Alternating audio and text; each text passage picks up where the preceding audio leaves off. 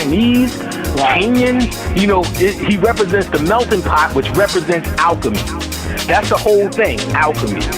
We are the alchemical people. We are the best. We are the best of the best. That's why we in the West. We represent everything because it's all about DNA.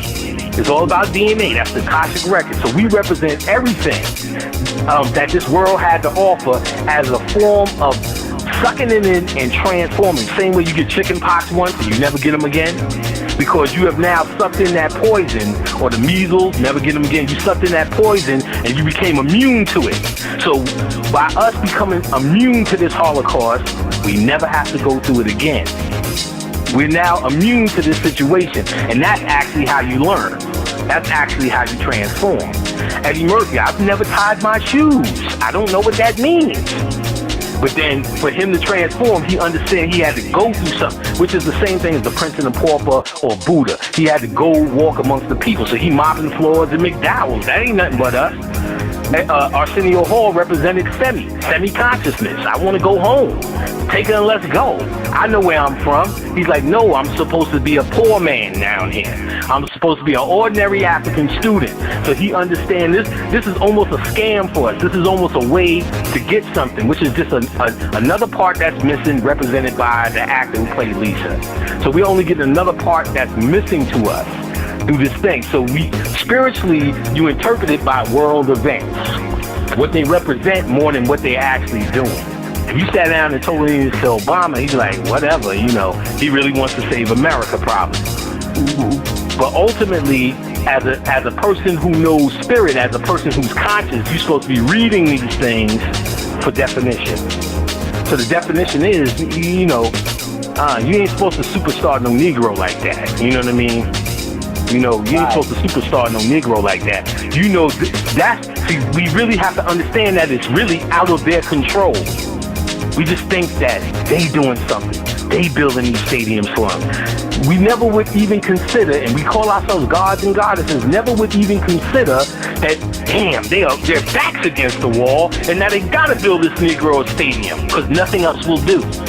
They gotta build columns for him, because nothing else, he's a god. We are those things, so we gotta understand, we really are beating them up against the head. We are really controlling them. So ultimately, Obama represents what's happening in the spirit world, change. And that's basically us getting off this rock. We have mastered this world.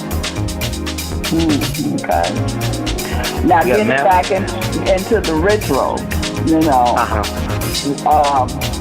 Now you talked about the meditation.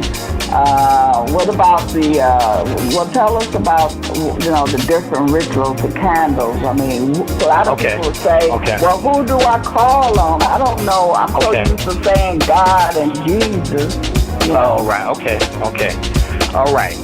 In a tangible world, we in a world where we need to smell, feel, and touch. Left brain and right brain. The left brain is the masculine brain. It needs something logical. The magical side of your brain is the right brain, the creative, intuition, and all of those things. So all rituals are actually to satisfy your left brain, then give it over to your right brain, which is the pathway to the subconscious mind. So, candles, oils,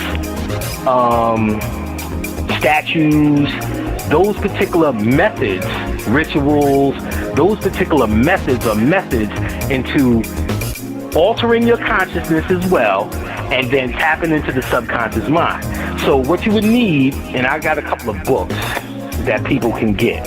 One of the most excellent books, let me find this thing, on candle and candle interpretations is called The Magic Candle by Charmaine Day. She gives you a quick breakdown of the colors and what they represent. So all you have to do is line your logic up with a color. Let's say blue. Blue represents peace. Blue represents calm. Blue represents water. Blue represents the goddess. So now if you study, and most conscious people should, and you should study this, before you get into it, you represent blue. Blue represents the goddess, and certain goddesses have their color. You can look up all these things online. So if you're looking for peace in your life, you would light a blue candle. Now there's pull-out candles, there's candles with certain writing on them that's more specific. I always get the pull-out candles because you can write what you want. When you write what you want, what you're trying to do is have a conversation with your subconscious mind to magnetize peace. Now everybody's talking about the laws of attraction at this point, or the secret, which is magnetism. Magnetism.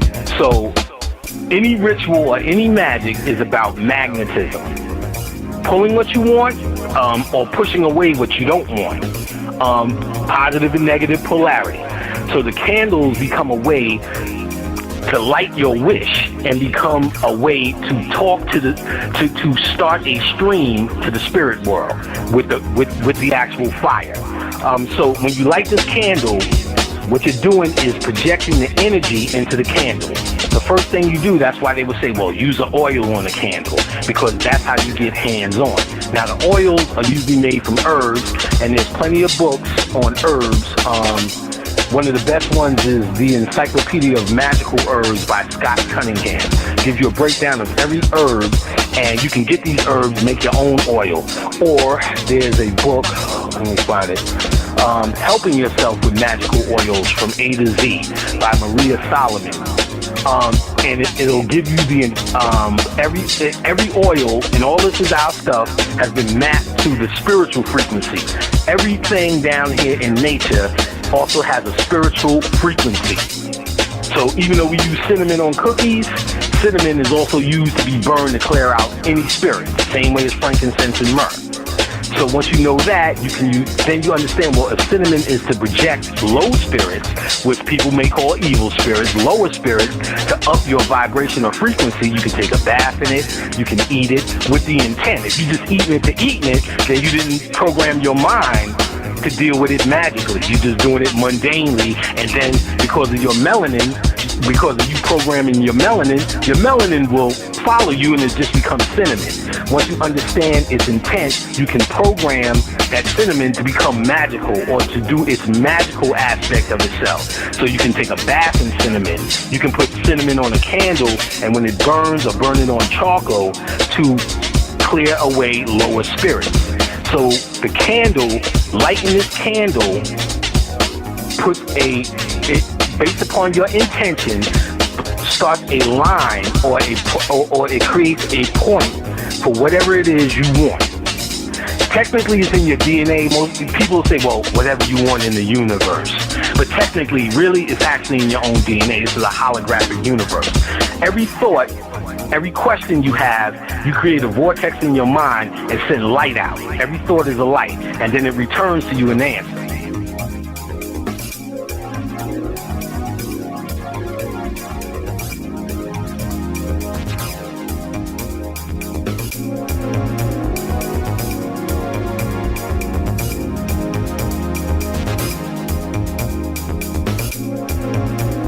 Hotep, or Luke Jehu-Yasar, and Tekma Incidem, Imnit Kemet, Shemotep.